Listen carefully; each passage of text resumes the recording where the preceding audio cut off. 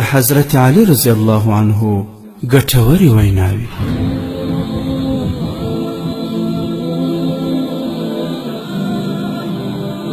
د چا په بربادۍ مه خوشحالېږئ، هسې نه سبا ستاسې سره هم داسې ونه شي.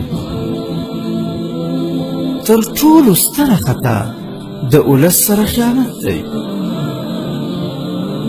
ښه دوست که هر څومره خفه شي بیا یې هم خوشحاله کړئ. د کومو خلکو چې خپل خیالونه خراب وي هغه په نورو هم بدګماني کوي. تر ټولو لویه بلا د مصیبت پر وخت ویره ده.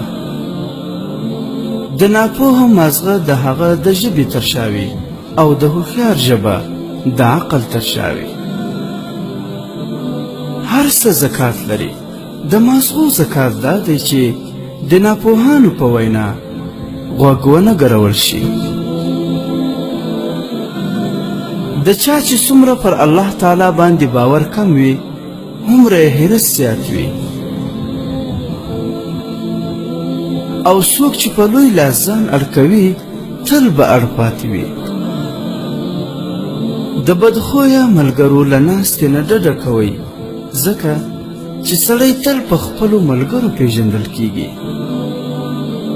سخته ګناه هغه ده چې کوونکی یې وړه وګڼي. کله چا سره احسان کوئ نو پټ یې ساتئ، او کله تاسو سره یې څوک کوي مه یې پټوئ. د حیا جامې واغوندئ چې ټول عیبونه مو پټ شي. په جګړو کې ننوتل آسان دي خو راوتل ترې ګران دي. تمه مه کوئ، ځکه د تمه کوونکي په اوږو د ذلت او مریتوب پړی پروت وي.